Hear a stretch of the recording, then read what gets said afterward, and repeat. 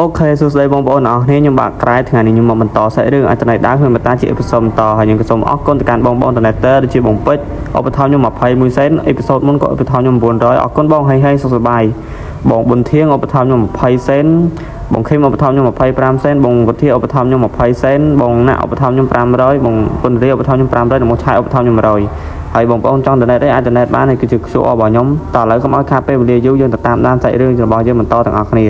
ដោយបន្តពីអេពីសូតមុនមកយើងក៏បានឃើញថាតួប្រុសរបស់យើងគាត់បានមកបបបាញ់សត្វផងដែរដោយគាត់បាននិយាយថាអស់កន្លងពេល2ខែមកហើយដែលខ្ញុំរស់នៅទីនេះថ្ងៃនេះយើងគួរតែប្រមាណ1ឬ2ថែមទៀតបន្ទាប់មកគាត់ក៏បានដើរទៅរកសត្វដែលគាត់បានបាញ់នោះផងដែរតែភ្លាមនោះយើងក៏បានឃើញថាស្រមោលបងខ្លាមកនៅពីក្រោយគាត់បាត់ទៅហើយ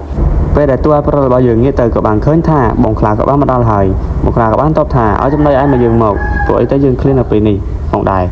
ហើយតួប្រុសរបស់យើងក៏បានប្រកួតចំណៃរបស់គាត់ឲ្យបងខ្លាផងដែរបងខ្លាក៏បាននិយាយថាថ្ងៃនេះបានតែ2ទេមែនទេរួចគាត់ក៏បាននិយាយកណ្ដាប់ដៃទៅយើងក៏បាននឹងថាតែគាត់ធ្វើអ្វីនោះដែរយើងក៏បានឃើញថាតួប្រុសរបស់យើងក៏បានត្រូវបងខ្លាជួជាប់នឹងដើមឈើបាត់ទៅហើយមកវិញទៅមិនបាច់និយាយទេតួប្រុសរបស់យើងក៏បានរៀបរាប់ថារយៈពេល2ខែមកនេះខ្ញុំតែចុះភ្នំរាល់ថ្ងៃបោបាញ់សត្វនិងជាត្រូវគាត់វាយជារឿយផងដែរហើយយើងក៏បានឃើញថាតួប្រុសរបស់យើងក៏បានព្យាយាមដើម្បីរើផងដែរនៅទីនោះក៏មានបរិសម្នាក់ដើរមកហើយយើងក៏បានឃើញថានេះគឺជាអាខេនឹងឯងដោយតួប្រុសរបស់យើងក៏បាននិយាយថាមើលតែឯងផ្លែខុសពីធម្មតាហើយអាខេក៏បានសួរទៅគេថាតើឯងរួចរាល់ហើយមែនទេហើយយើងក៏កាត់ពេលវេលាមកកាន់2ម៉ោងក្រោយផងដែរយើងក៏បានឃើញថាមុខបងខ្លាកំពុងតែឈរមើលតួប្រុសរបស់យើងហើយក៏បាននិយាយថាដោះអាវក្រៅរបស់ឯងចេញពេលដែលតួប្រុសរបស់យើងដោះមកបងខ្លាក៏បាននិយាយថាមើលទៅឯងហ្វឹកហាត់ពិតជាធម្មតានោះទេហើយយើងក៏បានឃើញថាសាច់របស់តួប្រុសរបស់យើងគឺពិតជាស្អាតខ្លាំងមែនទែនសូដាមនេះក៏បាននិយាយថាដោយសារតែឯងបោបាញ់សត្វជារៀងរាល់ថ្ងៃ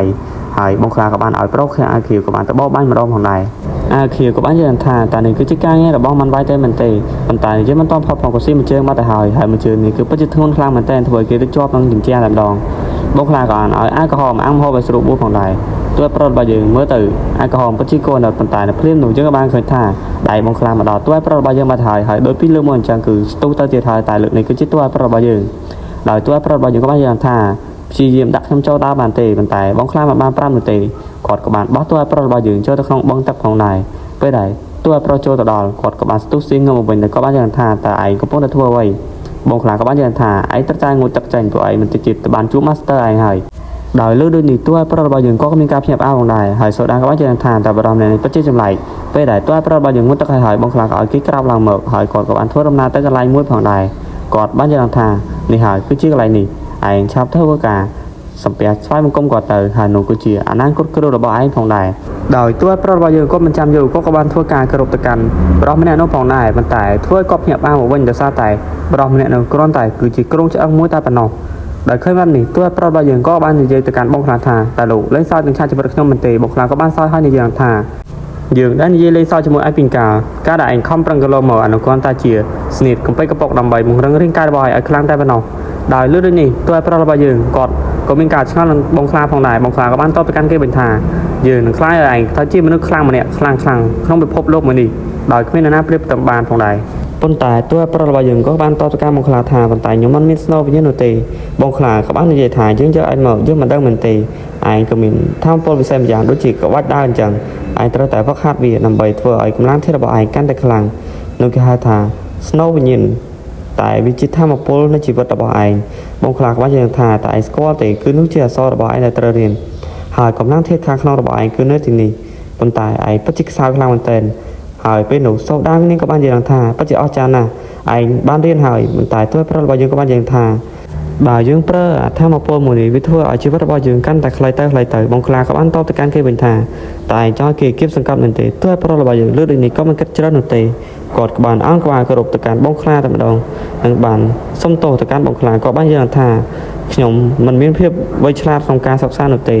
បងខ្លាក៏បានគិតមិនផ្លែតហើយក៏បានស្ញែងថាឥឡូវយើងមានវិធីដោះស្រាយហើយភ្លាមនោះយើងក៏បានឃើញថាតួប្រុសរបស់យើងក៏មានការភ្ញាក់ផ្អើលដោយសារតែបងខ្លាក៏បានមកចាប់ច្បាច់កតួប្រុសរបស់យើងនឹងបានលើកឡើងផងដែ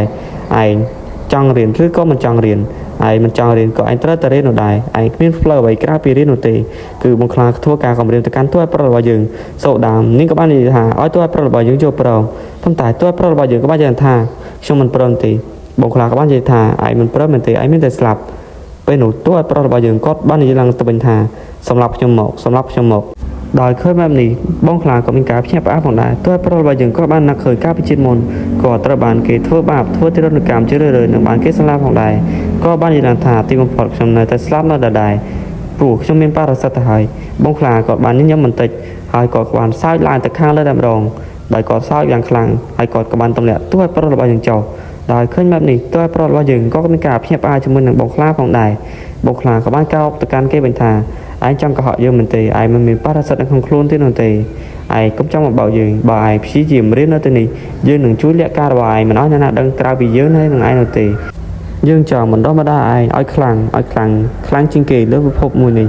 ដូចជាអាខៀវនិងអាក្រហមអញ្ចឹងយើងបានព្យាយាមវឹកហាត់គេទោះប្រត់របស់យើងដោយលឺដូចនេះគាត់ក៏មិនស្ទះស្ទើរនោះដែរក៏បានយល់ព្រមជាមួយនឹងបងខ្លាតែម្ដងទៅសូដាមនេះក៏បាននិយាយថាតែឯងយល់ព្រមហើយមែនទេបងខ្លាក៏បាននិយាយមកកាន់ទោះប្រត់របស់យើងថាឯងត្រូវតែវឹកហាត់នៅទីនេះវឹកហាត់តតែខ្លាំងបើឯងមិនខ្លាំងឯងមិនបាច់ត្រឡប់មកផ្ទះវិញនោះទេយើងនឹងរងចាំឯងនៅឯផ្ទះហើយគាត់ក៏បានដើរចាកចេញទៅផងដែរពេលដែលបងខ្លាចាកចេញទៅយើងមើលទៅមុខសូដាមមានពិតជាស្អប់បែបនឹងខ្លាំងមែនតើហើយទោះប្រត់របស់យើងថាតែយើងគួរតែរៀនជាមួយវានឹងដូចម្ដេច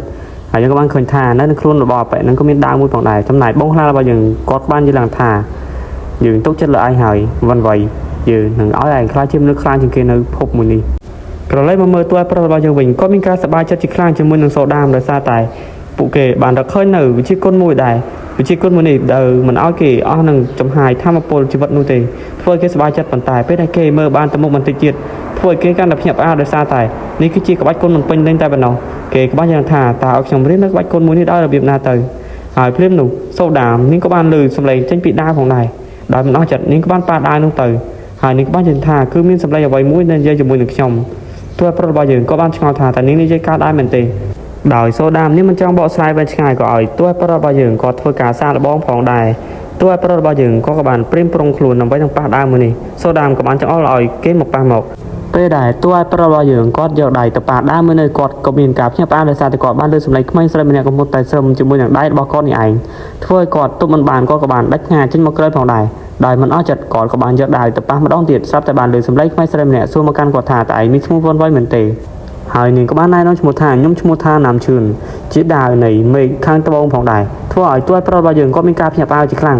ងហើយទោះប្រត់របស់យើងបាននិយាយថាតាមពិតទៅបរិះដែលជាក្រុងឆ្អឹងម្នាក់នេះគឺជាម្ចាស់ដាវមួយនេះសោះហើយក៏បាននិយាយថាតើបងខ្លាខ្លាំងណាស់កម្រិតណាដែលអាចចាប់គេបានប៉ុន្តែណាមឈឿនក៏បានឆ្លើយមកកាន់គាត់វិញថាគឺមិនមែនជាបងខ្លានោះទេគឺមាននរណាផ្សេងទៀតដែលបានសម្លាប់គាត់ហើយទុកគាត់នៅទីនេះធ្វើឲ្យទោះប្ររបស់យើងក៏មានការភ្ញាក់ផ្អើលជាខ្លាំងដោយសារតែក៏មិននឹកស្មានថាសម្បីតែបងខ្លាក៏មិនអាចធ្វើអ្វីបរិះម្នាក់នេះបានដែរដោយមិនឲ្យខាតពេលយូរពួកគេក៏បានចាប់ដើមរៀនផងដែរទោះប្ររបស់យើងក៏បានធ្វើការតាមណាមឈឿនប្រាប់ហើយភ្លាមនោះធ្វើឲ្យគាត់មានការភ្ញាក់ផ្អើលដោយសារតែគាត់បាននិយាយឡើងថាខ្ញុំបានយល់ដឹងពីធម្មពលនៃជីវិតបាត់ទៅហើយណាមឈឿនក៏មានការភ្ញាក់ផ្អើលនោះទេហើយនាងបាននិយាយឡើងទៀតថាខ្ញុំនឹងបង្រៀនលោកប៉ុន្តែខ្ញុំក៏មានលក្ខខណ្ឌផងដែរទោះប្ររបស់យើងដូចនេះក៏មានការសោតផងដែរប៉ុន្តែគិតទៅវាគឺជាលក្ខខណ្ឌហើយគាត់ក៏បានសួរទៅកាន់ណាមឈឿនថាវាគឺជាលក្ខខណ្ឌអ្វីហើយណាមឈឿនក៏បាននិយាយថាគ្រាន់តែលោកមកប៉ះខ្ញុំជារៀងរាល់ថ្ងៃទៅបានហើយតែភ្លាមនោះសូដាមនេះក៏បានលុបមកវាយណាមឈឿនផងដែរហើយមើលទៅទឹកមុខទោះប្ររបស់យើងក៏មានការស្លើជាមួយនឹងពួកគេទាំងពីរតែម្ដងហើយពេលនេះគឺជាពេលដែលបង្រៀនពេញលេញហើយណាមឈឿនក៏បានឲ្យទោះប្ររបស់យើងចុចចោលតាមនាងជាដំបូងធ្វើឲ្យចុចដើមទ្រូងនេះគឺជាបណ្ដុំនៃធម្មពលទោះប្ររបស់យើងក៏បានធ្វើតាមមកដែរហើយបន្តមកទៀតគឺចុចថ្នាក់នេះគឺជារំលឹកអនុស្សាវរីយ៍នឹងការចងចាំទោះប្ររបស់យើងក៏បានធ្វើតាមហើយគាត់ក៏បានបិទភ្នែកផងដែរគាត់ក៏បានស្មាយទៅពេលដែលគាត់ជួបកន្លងមកគឺមានទាំងទុកមានទាំងសប្បាយតែជីវិតគាត់ពោពេញទៅដោយការក្រៀមក្រំផងដែរសូដាមនេះក៏បានភ័យព្រួយជាមួយនឹងទោះប្ររបស់យើងផងដែរហើយយើងក៏បានឃើញថាទោះប្ររបស់យើងពេលនេះគាត់មានកម្លាំងធាតុហើយធ្វើឲ្យគាត់មានការភ្ញាក់ផ្អើលជាមួយនឹងខ្លួនឯងហើយសូដាមនេះក៏បានមកអបអរសាទរឲ្យទោះប្ររបស់យើងផងដែរពេលនោះណាមឈឿននាងក៏បាននិយាយថាលោកពិតជាមានទេពកោសល្យមែនទែនសម្បីតែលោកម្ចាស់ខ្ញុំក៏ប្រើពេលឡើងរាប់ខែប៉ុន្តែលោកប្រើត្រឹមតែរយៈពេល4ម៉ោងតែប៉ុណ្ណោះទោះប្ររបស់យើងក៏បានដើរទៅសារកម្លាំងរបស់គាត់ផងដែរគាត់បានកន្ធៃជើងមួយទំហឹងរួចក៏បានបញ្ចេញនៅធម្មពលរបស់គាត់នៅក្នុងដៃដោយមិនឲ្យខាតពេលយូរទោះប្ររបស់យើងក៏បានលាក់ថ្មមួយដៃធ្វើឲ្យណាមឈឿននិងសូដានេះមានការភ្ញាក់ផ្អើលដោយសារតែមួយដៃទោះប្ររបស់យើងគឺបែកថ្មតែម្ដង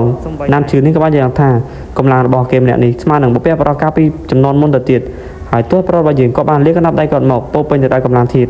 ុហើយសាច់រឿងរបស់យើងនៅអេពីសូតមួយនេះក៏បានមកដល់ទីបញ្ចប់ផងដែរហើយខ្ញុំក៏សូមសំទោសចំពោះសម្លេងផងដែរដោយសារតែ admin ស្អកកខ្លាំងមែនទែនដោយសារមើលមេរៀនផងឥឡូវបាយអ្នកទាំងអស់គ្នាជួបគ្នានៅវីដេអូក្រោយ